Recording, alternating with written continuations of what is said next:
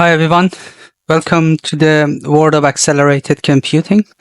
My name is Sam, and in this video series I'm going to cover the foundation of accelerated computing from beginning to advanced level.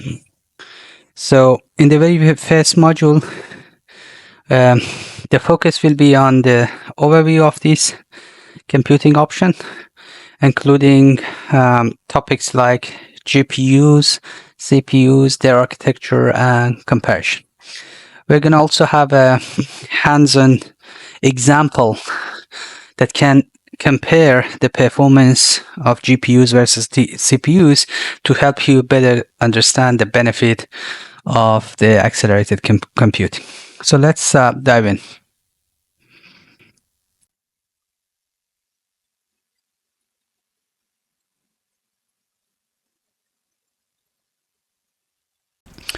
So we start with the traditional computing system, which are the foundation of computing.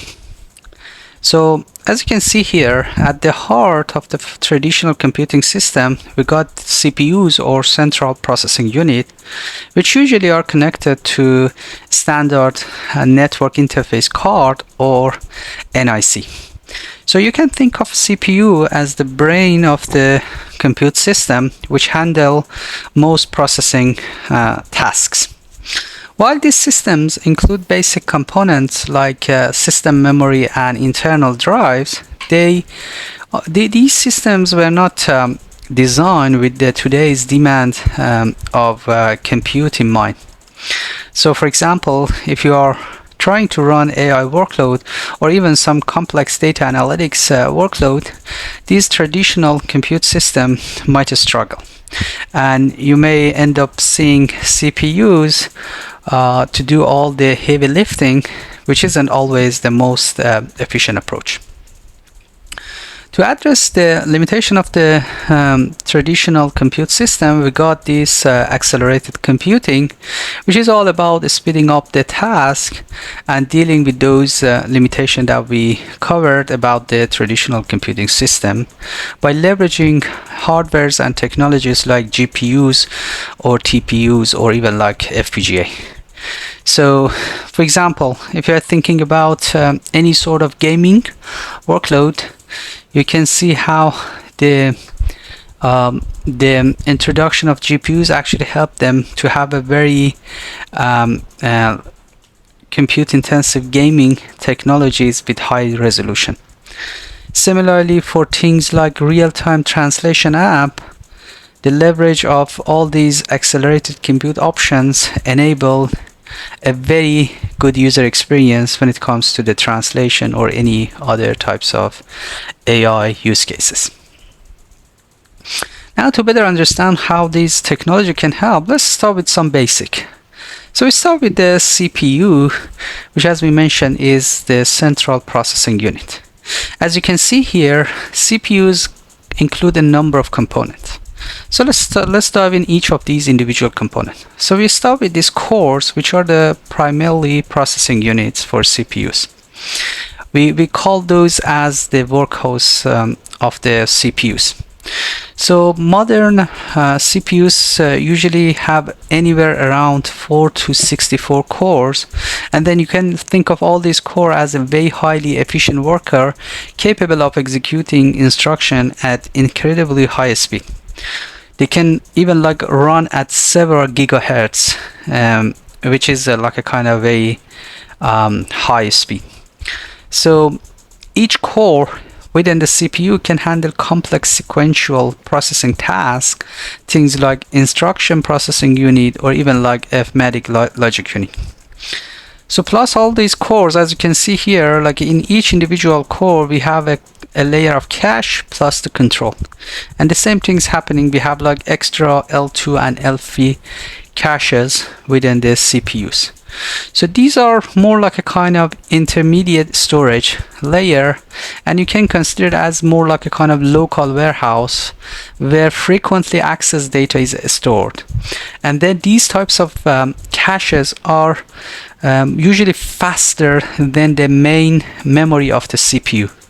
But and then Like usually L1 cache is faster compared to L2 cache, compared to L3, and even compared to the main memory of the CPUs.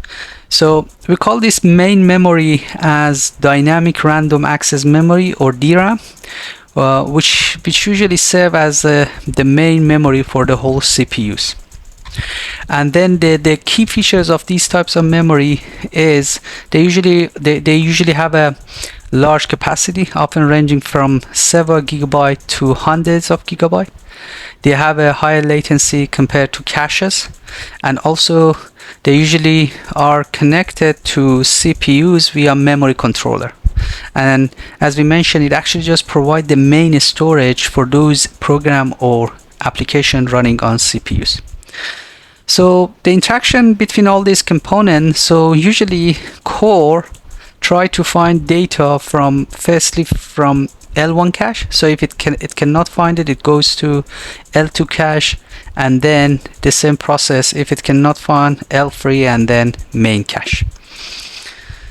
And then, as you can imagine, each step down to this hierarchy increase access time but provide more storage capacity. So in terms of like a strength of the CPU, the thing is, CPU usually are very good at sequential processing. So you can think of them as extremely fast single lane highway. They operate at impressive clock speed, often reaching several gigahertz, as we mentioned, and they can access large amount of main memory, making them perfect for tasks that needs quick sequential access to data.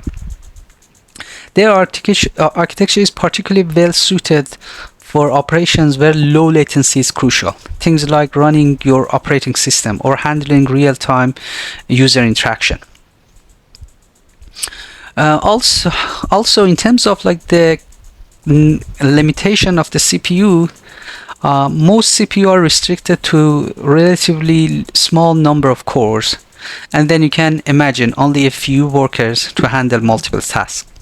They also struggle with memory bandwidth, meaning they cannot move large amounts of data as quickly as some of these modern specialized process. From efficiency perspective, they consume more power relative to their performance compared to modern processing units. And perhaps most notably, when faced with high parallel processing workload, like video processing or large-scale simulation, CPUs can become a bottleneck because they were not designed to handle hundreds or even thousands of simultaneous operations. So understanding these pros and cons and these trade-offs is crucial when you are thinking about designing any sort of modern compute system that can handle today's diverse workload. Now let's talk about GPU, which stands for Graphic Processing Unit, which were originally designed for rendering graphics but have evolved to become powerful general-purpose compute accelerator that address many of CPU's limitations. The key architectural advantage of GPUs lies in their massive parallelism. While a CPU might have 8 to 64 cores, a modern GPU contains thousands of smaller specialized cores. These cores are organized into processing clusters, which each optimize for parallel workloads. You can think of those as having thousands of workers simultaneously processing data compared to the few powerful workers in a CPU. So in terms of element, the same things happen. So as you can see, GPUs have like a number of cores plus L2 cache and also the main memory similar to CPU. But the thing is, the DRAM here in GPUs has higher bandwidth and usually is called as global memory. So this actually offers significantly higher bandwidth compared to the CPUs. And you can think of things like terabyte per second versus gigabyte compared to CPUs. So that actually addressed one of those key limitations of CPU, which is the memory bandwidth. The thing is, these architecture actually make GPUs ideal for workload that needs to perform the same operation across large data set. Things like AI training, scientific simulation, or even video processing. So instead of processing data points one by one like a CPU, GPU can process thousands of those operation tasks simultaneously. That can actually improve the performance for parallel tasks while also offering better performance per watt. One thing that you need to note is that GPUs complement rather than replacing CPUs. So they are partner in modern computing system to help excel at different types of tasks. Now let's talk about when to use GPUs over CPUs. So GPUs are your go-to choice when dealing with what we call as embarrassingly parallel task situation, where you can split your work into many independent pieces. So let's just talk about some of the concrete example. Like deep learning and AI is perhaps the most prominent use case for using GPUs. So when training neural network, you are performing the same mathematical operation across millions of parameters simultaneously. So that makes these types of use cases perfect for GPUs parallel architectures. Tasks like matrix multiplication, which are fundamental to AI, run dramatically faster on GPUs. Also, scientific computing is another good example. Whether you are simulating weather patterns, molecule dynamics, or even running complex physics simulation, this calculation can be broken down into parallel computation that GPU can handle beautifully. Also, image and video processing is another good use case where GPUs can make a remarkable performance. Operation like filtering, encoding, or real-time video analytics usually involve applying the same operation across millions of pixels, and that's actually exactly what GPUs are designed for. In terms of using CPUs, it's just you need to stick when the workload is primarily sequential or require complex decision making. For example, when it comes to having database transactions that need to happen in a very specific order, or web servers that needs to handle different types of user requests, or operating system tasks that requires quick response time, and even application with lots of branching logic or irregular memory access pattern. These are very good use cases for using CPUs. So the thing is, the good rule is, if the task is like an assembly line where each step depends on the previous step, so that's where you need to use CPU. But if it is more like a kind of factory floor where many workers can perform the same task independently, that's where GPUs is the winner. Okay, so we have now very good understanding why we are using accelerated compute, also why GPUs versus CPUs. Now let's talk about what would happen when you are running any of these application code on this accelerated compute option. So the code, when it comes to run in those compute option, follow a compute model that we call it more like a kind of hybrid computing model. So you can imagine application as orchestra. So for that, you need to have both conductor, which is in this case is CPU, and also the musician, which are all these GPUs. So to play their specific part for the best performance. So the compute intensive function usually are not usually are a very small part of your application code. So the thing is, and these types of compute intensive part can be offloaded to GPUs so for better performance. So common example for these types of compute intensive kind of like operation are like matrix operation in machine learning, or pixel manipulation in image processing, or particle simulation in scientific computing. These functions typically involve performing the same operation across a large data set, and then that's the place that you can take full advantage of the GPUs, thousands of core. The sequential CPU code is also, as I mentioned, is like a, so CPU play as a conductor, so handling the orchestration. So it manages the tasks that need to happen in a very specific order or require complex decision making. Things like program flow control or file I/O operation, user interface interaction, memory management, task scheduling. These are all the things that can run on CPUs. A very practical example is more like a kind of image processing application. In this case, the CPU handles loading the image, managing the user interface, and also coordinating the workflow. But when it comes to applying filter or transformation to millions of pixels simultaneously, that's where those types of tasks get dispatched to the GPUs.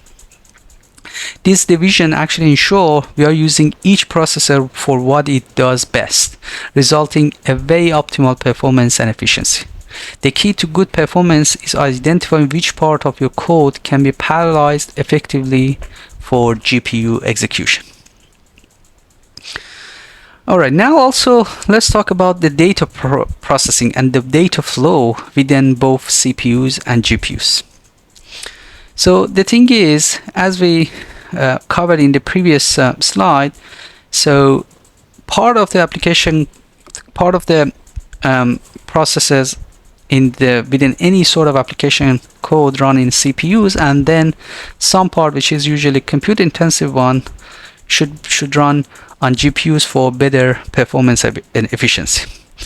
So for any sort of, when you are running any sort of application code, it starts with the CPUs as the central command center. So the CPU usually have the initial input data resided in the CPU memory. But when we need to harness the power of GPUs, parallel processing, we need to have these data to be transferred to GPUs efficiently. This is where this bridge actually, and also this PCI bus come into play. The bridge acts like a traffic controller. So it actually manages the flow of the data, while the PCI bus is our high-speed highway between the CPU and also the GPU. So modern systems typically use the PCIe or PCI Express, capable of transferring several gigabytes per second.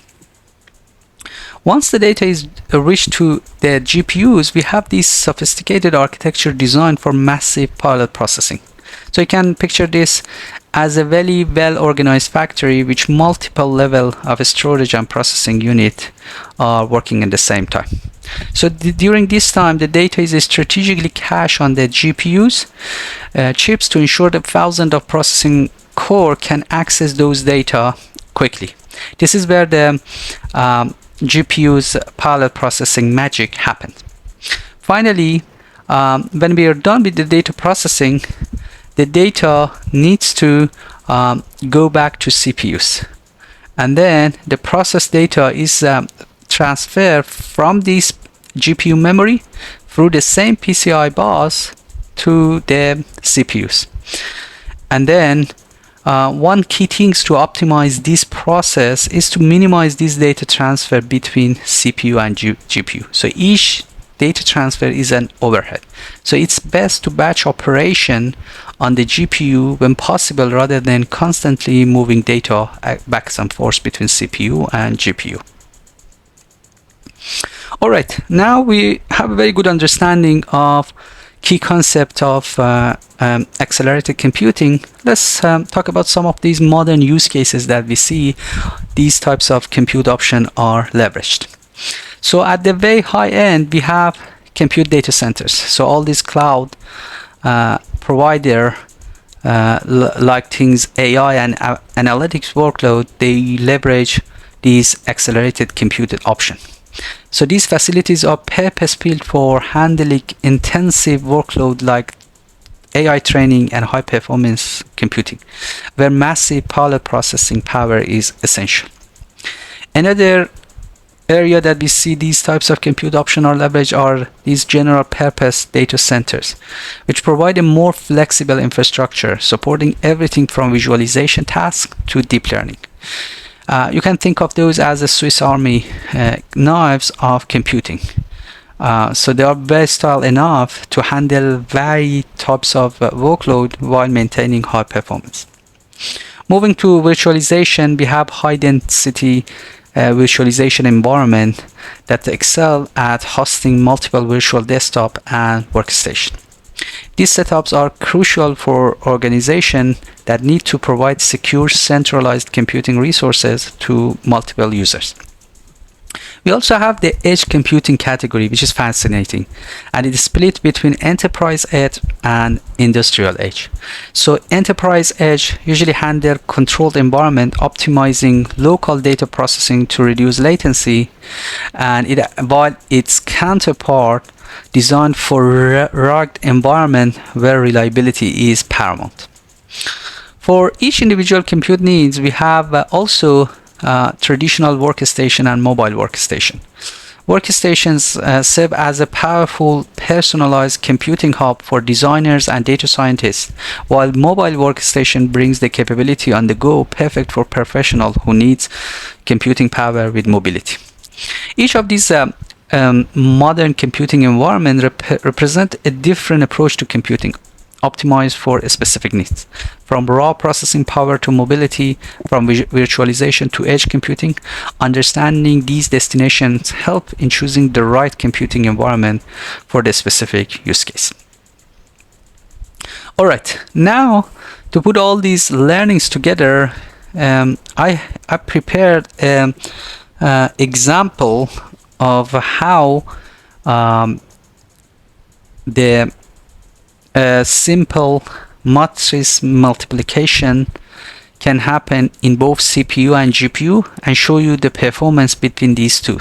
So to help you better understand how leveraging accelerated compute option can help you to just have a better performance when running these specific types of processing use case, which can leverage these parallel processing capabilities of GPUs and also provide a better performance. So let's dive in that part of example together. Alright, so now to help you better understand how GPU can enable better performance compared to CPU, I'm just running this simple matrix multiplication example on Google Colab. So I will provide the link to the Git repo that you can access this code, but then let's quickly go through this code and see how GPU provide a better performance. So it's like a Python code, so we are just installed and imported necessary libraries, which include the TensorFlow library and time. And then firstly, we also check whether we have like a GPU connected. So the thing is, if you want to check what sort of runtime that you are using, whether it's CPU or GPU, you can just go here and then choose between different options that you may have.